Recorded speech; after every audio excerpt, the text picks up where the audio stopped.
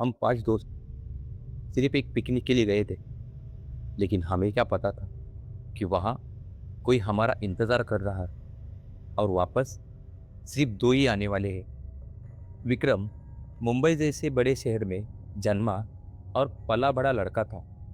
शहरी माहौल में बड़े हुए विक्रम को गाँव के बारे में ज़्यादा जानकारी नहीं थी, लेकिन दोस्तों के साथ 4-5 बार वह पिकनिक के लिए कोकण, नगर, पुणे जैसी जगहों पर जा चुका था। पर वे सभी पिकनिक पहले से तय किए गए एक व्यवस्थित नियोजन के अनुसार हुई थी।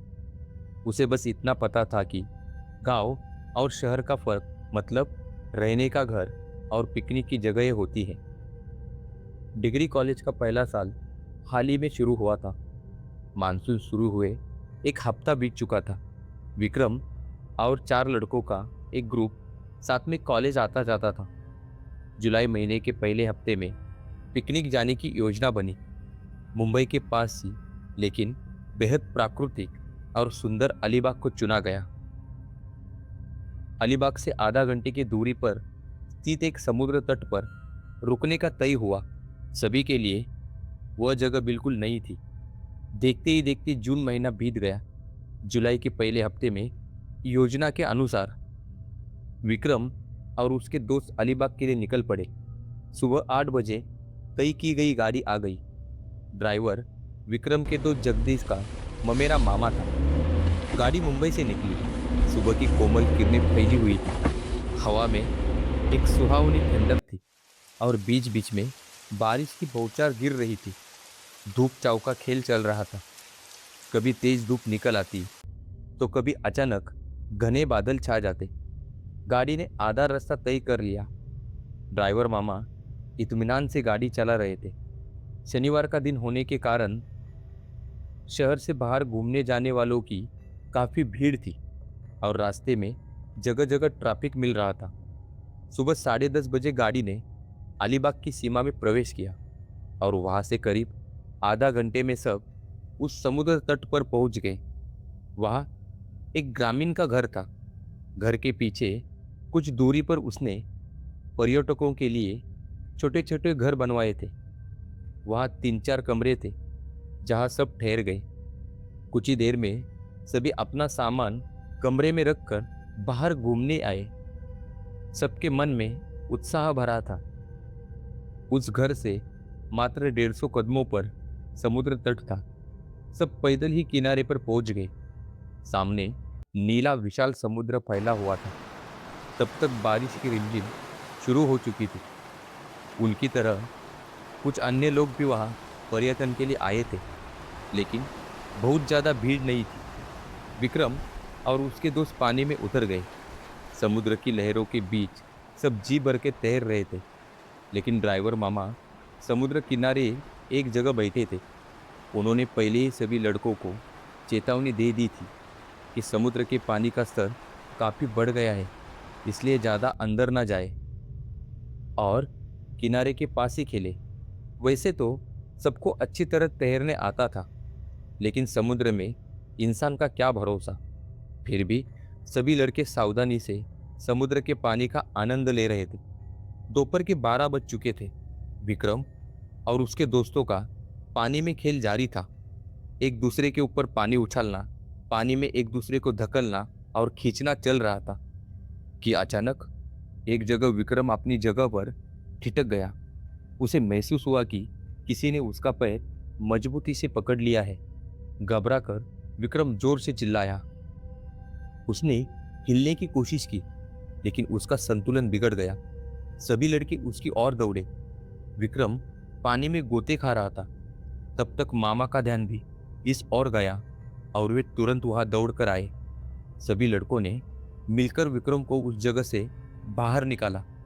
किनारे पर एक बड़े से पेड़ के पास विक्रम को बिठाया गया। विक्रम जोर जोर से हंप रहा था। कुछ देर सुस्ताने के बाद जगदीश ने पूछा, अरे विक्रम, अचानक क्या हुआ? मेरा मेरा पैर किसी ने पानी में मजबूती से पकड़ा था। मैं अपनी जगह से हिल भी नहीं पा रहा था, विक्रम ने अपनी सांसें संभालते हुए कहा।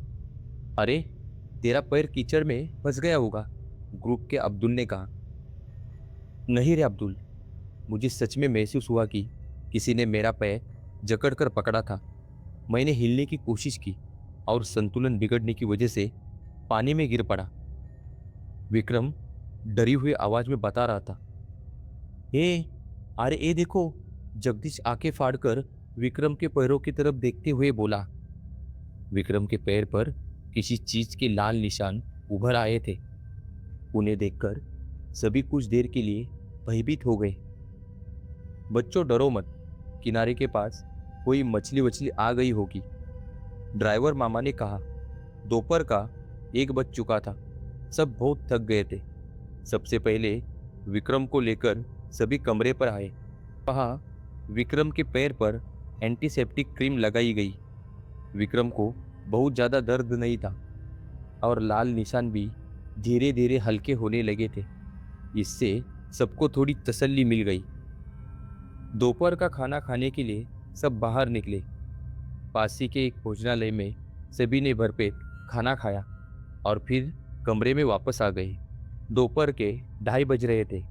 सबको थोड़ा आलस महसूस हो रहा था, इसीलिए एक एक करके सब लेट गए और दोपहर की गहरी नींद में खो गए।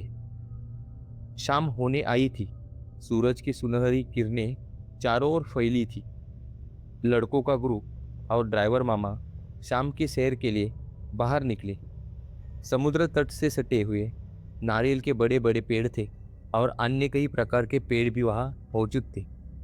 घनी झाड़ियों के बीच से गुजरने के लिए छोटे बड़े कई पगडंडी रास्ते बने हुए थे। विक्रम और उसके दोस्त उन घने पेड़ों के बीच इत्मीनान से टहल रहे थे। लोगों की आवाजाही बहुत कम थी। विक्रम सुबह के उस हादसे को लगभग भूल ही चुका था। सब काफी देर तक वहां घूमे और तस्वीरें भी खींची। सूर्यास्त के बाद अब धीरे धीरे अंधेरा छाने लगा था। सबने वापस लौटने का फैसला किया। एक पगडंडी से जाते समय अचानक विक्रम के कानों में एक आवाज पड़ी। विक्रम। विक्रम ने चौंक कर पीछे देखा, पर दूर दूर तक कोई नजर नहीं आ रहा था। पल भर के लिए उसे कुछ समझ नहीं आया और वह सुन्न खड़ा रह गया। हवा का एक तेज झोंका सरसराता हुआ गुजरा। विक्रम ने मुड़कर देखा तो उस विशाल इलाके में वह बिल्कुल अकेला खड़ा था। उसका एक भी दोस्त वहां दिखाई नहीं दे रहा था। अंधेरा पूरी तरह घना हो चुका था और रिमझिम बारिश शुरू हो गई थी। दूर से समंदर की लहरों का शोर सुनाई दे रहा था। विक्रम पूरी तरह घबरा गया। उसके पैर कांपने लगे और तभी फिर से उसके कानों में वही आवाज पड़ी। विक्रम। विक्रम के सीने में धक धक होने लगी। उसने पीछे मुड़कर देखा और जो सामने था उसे देखकर उसके दिल की धड़कन जैसी थम सी गई। उसके सामने एक आदमी खड़ा था। उसकी आंखों की जगह गड्ढे खाली थे, जिनमें से खून की बूंदें टपक रही थी। उसके चेहरे पर एक डरावनी मुस्कान फैली हुई थी। उसने अपनी लहूलुहान जीप को एक बार अपने ऑटो पर फेरा। बारिश अब मूसलाधार होने लगी थी। उधर विक्रम के दोस्त और ड्राइवर मामा उसे ढूंढ रहे थे। अरे, विक्रम अचानक गायब कैसे हो गया? मामा ने पूछा। विक्रम मेरे पीछे ही चल रहा था। काफी देर तक उसकी कोई आहट नहीं मिली तो मैंने पीछे मुड़कर देखा, पर वहां कोई नहीं था। जगदीश ने घबराई हुई आवाज में कहा। अब उसे कहाँ ढूंढे? बारिश भी बहुत तेज हो रही है, मामा ने कहा। मामा, मैं और अब्दुल कमरे पर जाकर देखते, जगदीश बोला। ठीक है, तब तक मैं जयेश और तुषार के साथ इस इलाके में तलाश करता हूँ, मामा ने कहा। जगदीश और अब्दुल कमरे पर पहुंचे। उन्होंने कमरा चेक किया और घर के मालिक से भी पूछताछ की, लेकिन किसी को कुछ नहीं पता था। इधर मामा लड़कों के साथ विक्रम की तलाश कर रहे थे। उन्होंने समुद्र के आसपास का इलाका देखा, मार्केट और कुछ अन्य जगहों पर भी छानबीन की, लेकिन विक्रम कहीं नहीं मिला। विक्रम के लापता हुए अब 3 घंटे बीत चुके थे। रात के 10 बज चुके थे। सभी अपनी भूख प्यास भुलाकर विक्रम को ढूंढ रहे थे, लेकिन हर जगह से उन्हें निराशा ही हाथ लग रही थी। मूसलाधार बारिश हो रही थी। रात के 11 बज चुके थे। एक बहुत बड़े पेड़ के नीचे जगदीश और अब्दुल खड़े थे। तभी दूर से एक व्यक्ति उनकी दिशा में आता हुआ दिखा। भारी बारिश में वो व्यक्ति भीगते हुए धीरे धीरे उनकी ओर बढ़ रहा था। जगदीश और अब्दुल उसी दिशा में देख रहे थे। खूब अंधेरा और मूसलाधार बारिश की वजह से सामने का दृश्य धुंधला था। वह व्यक्ति अब उनसे मात्र 20 कदम की दूरी पर था। वो विक्रम ही था। जगदीश और अब्दुल उसके पास दौड़ते चले गए। जगदीश और अब्दुल ने उस पर सवालों की बौछार कर दी, लेकिन विक्रम की ओर से कोई प्रतिक्रिया नहीं मिल रही थी। अरे क्या हुआ तुझे? बोल क्यों नहीं रहा? अब्दुल ने पूछा। अरे कुछ तो बोल, इतनी देर तक तू कहाँ था? जगदीश बोला। जगदीश, पहले हम इसे कमरे पर लेकर चलते हैं। बारिश बहुत तेज हो रही है और तुषार को फोन करके बता दो कि विक्रम मिल गया है। अब्दुल ने सुझाव दिया। ठीक है, कहते हुए जगदीश ने तुषार को फोन करके जानकारी दी। सभी अब होटल के कमरे पर बैठे थे। अरे, मैंने तो तय कर लिया था कि पुलिस स्टेशन जाकर इसके लापता होने की शिकायत दर्ज करा दूं, मामा ने कहा। मेरे मन में भी वही ख्याल आया था, पर तभी हमें यह मिल गया, अब्दुल ने बताया। क्या बोला? कहा था? क्या हुआ था इसे? मामा ने पूछा। अरे मामा, ये तो कुछ भी बोल नहीं रहा है, बस शून्य में ताके जा रहा है। इसे क्या हुआ है कुछ समझ नहीं आ रहा है, जगदीश ने कहा। तभी विक्रम बाथरूम से बाहर आया। अरे, आप सभी ऐसे बैठे हो, खाना कब खाना है? कितनी देर हो गई है? विक्रम ने एकदम सहज होकर पूछा। विक्रम की बात सुनकर सब एक दूसरे का मुंह ताकने लगे। अरे, शाम से हम सबकी जान हलक में अटकी थी, तो अचानक किनारे से गायब हो गया। हमने तुझे कहाँ कहाँ नहीं ढूंढा, आखिर तू था कहाँ? मामा ने पूछा। मैं?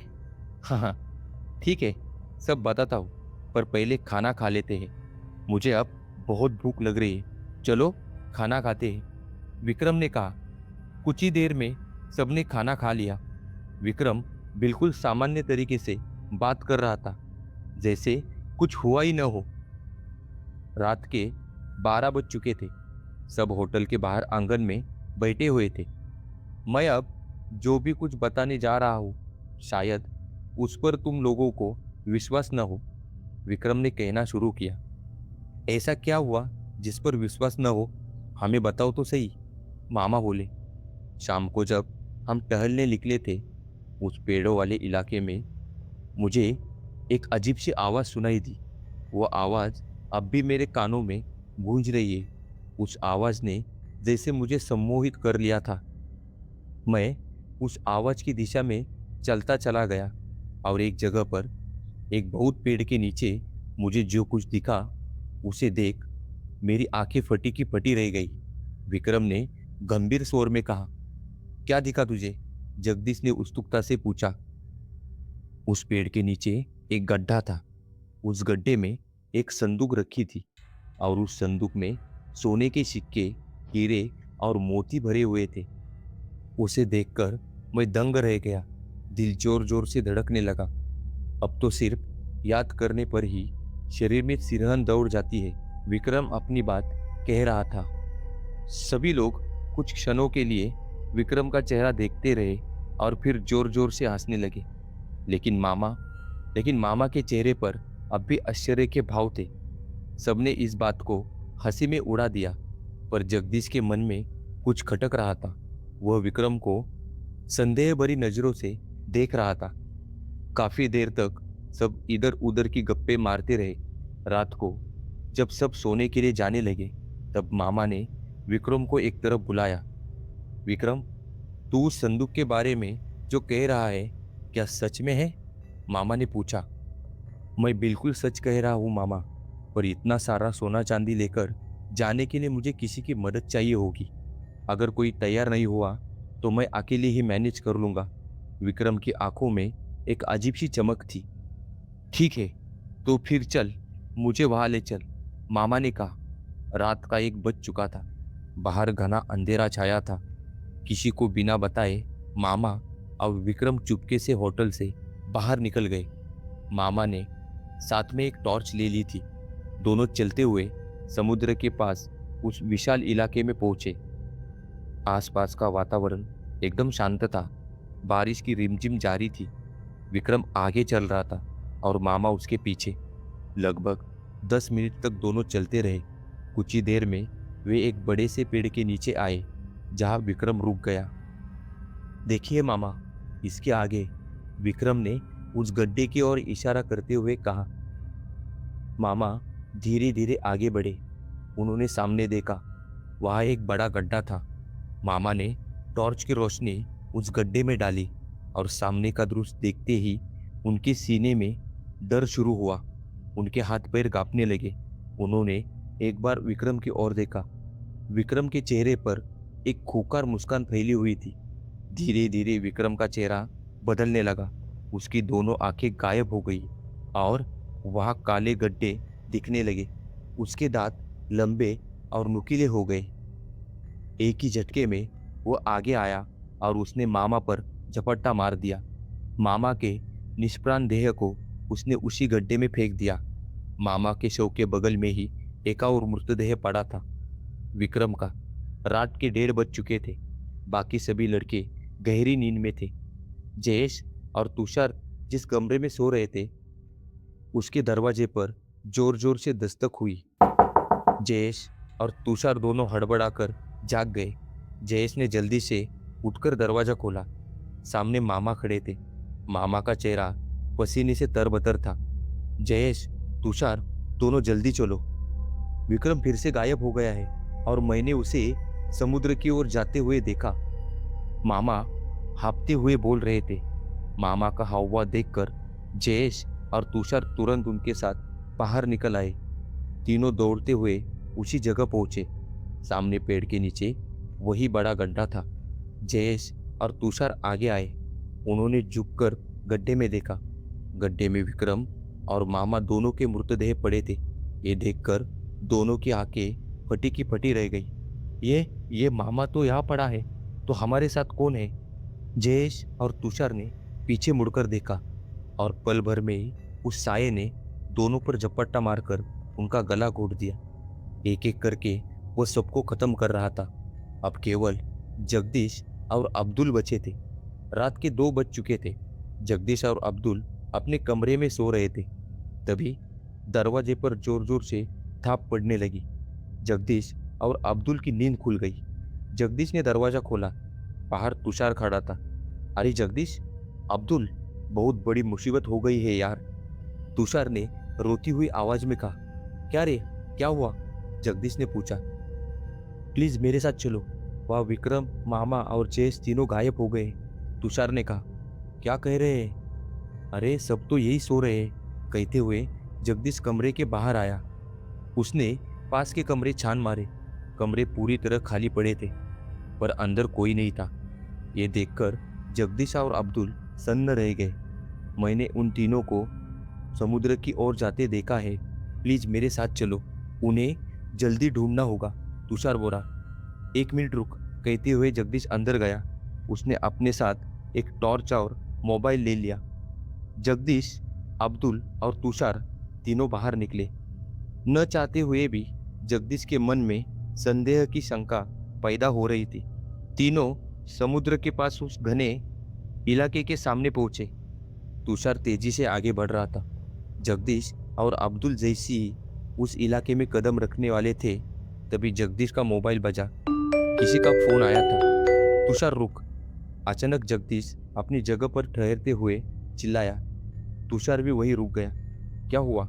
चलो आगे, उन्हें जल्दी ढूंढना है, तुषार बोला। तुषार, मेरे पास तुम्हारे पिताजी का फोन आया है, ये ले बात कर। जगदीश ने मोबाइल आगे बढ़ाते हुए कहा। अरे उन्हें क्यों बताया? तुषार ने मोबाइल लेते हुए कहा। कुछ देर तक तुषार मोबाइल पर बात कर रहा और फिर फोन काट वापस जगदीश को दे दिया। ठीक है, अब जल्दी से चलो, तुषार बोला। तेरे पिताजी ने क्या कहा? जगदीश ने पूछा। अरे कुछ नहीं, वो डर गए थे। तूने उन्हें ये सब क्यों बताया? तुषार ने पीछे मुड़ते हुए कहा। तुषार, तुम्हारे पिताजी तो तब गुजर गए थे जब तुम छोटे थे। जिस मोबाइल पर तुम अभी बात कर रहे थे, वो फोन मेरे पिताजी का था। उनका फोन आया था। जगदीश ने कड़क आवाज में कहा। यह सुनते ही सामने वाले तुषार में एक बदलाव महसूस हुआ। वह धीरे से पीछे मुड़ा। तुषार का चेहरा बदल चुका था। गुस्से में उसकी मुट्ठियां खींच गई थी। अब्दुल ये देखकर बहुत डर गया और 4 कदम पीछे हट गया। हिम्मत है तो मेरी इस जगह में प्रवेश करके दिखा दो, उसने कहा। मेरे दोस्त कहाँ है? जगदीश ने पूछा।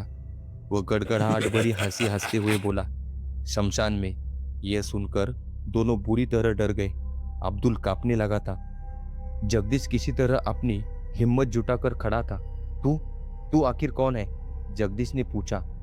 उसने ठंडे स्वर में उत्तर दिया, झोटिंग। देखते ही देखते उसमें बदलाव आने लगा। आंखें फाड़कर वह उनकी ओर देखने लगा। धीरे धीरे उसके लंबे दांत बाहर आने लगे। खून से सनी हुई लाल भवक जीभ अपने ओठों पर फेरने लगा। यह भयावह दृश्य देखकर जगदीश और अब्दुल पीछे मुड़े और पूरी ताकत लगाकर भागने लगे। पीछे से वही आवाज आई, बच गए तुम दोनों मेरे इलाके से।